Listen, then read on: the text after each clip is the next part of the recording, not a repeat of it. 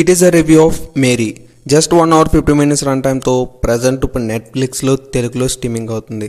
మరి ఇంక ఈ మూవీ అంతా చూసాక నాకు ఎలా అనిపించింది, నచ్చిందా లేదా, ఈ వీకెండ్కి మూవీ చూడొచ్చా లేదా, ఈ విషయాలను తెలుసుకోవాలంటే వెంటనే వీడియోకి లైక్ చేసి ఛానల్ని అయితే సబ్స్క్రైబ్ చేసుకోండి. ఈ మూవీ అంతా చూసాక నాకైతే నచ్చలేదు. నేను మెయిన్గా ఈ మూవీ చూసాక నాకేమనిపించిందని మాత్రమే చెప్తున్నాను తప్ప ఇంకో విధంగా చెప్పట్లేదు. సో ప్లీజ్ అర్థం చేసుకుంటారనుకుంటున్నాను. ఏమైనా తప్పుగా మాట్లాడితే క్షమించండి. కానీ నాకు ఈ మూవీ చూసినంతసేపు బోరింగ్ అయితే వచ్చింది.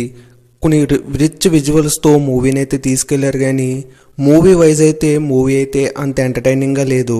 ఈ మూవీ బేసిక్ స్టోరీ ఏంటంటే, ఒక మేరీ అనే ఆవిడ జీసస్ని పుట్టించడానికి ఎన్ని స్ట్రగుల్స్ పడింది, ఆవిడ లైఫ్ జర్నీ ఏంటో ఈ మూవీలో చూడొచ్చు. మేబీ కొంతమందికి మాత్రం ఈ మూవీ కనెక్ట్ అవ్వచ్చు, మిగతా వాళ్ళకి మూవీ అయితే అంత ఎంగేజ్ చేయదు.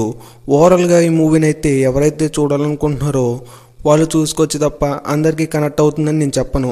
ఎడల్ట్ కంటెంట్ ఏమీ లేదు, ఫ్యామిలీతో కలిసి చూడొచ్చు. ఈ వీడియో కానీ మీకు నచ్చితే లైక్ చేసి ఛానల్ని అయితే సబ్స్క్రైబ్ చేసుకోండి.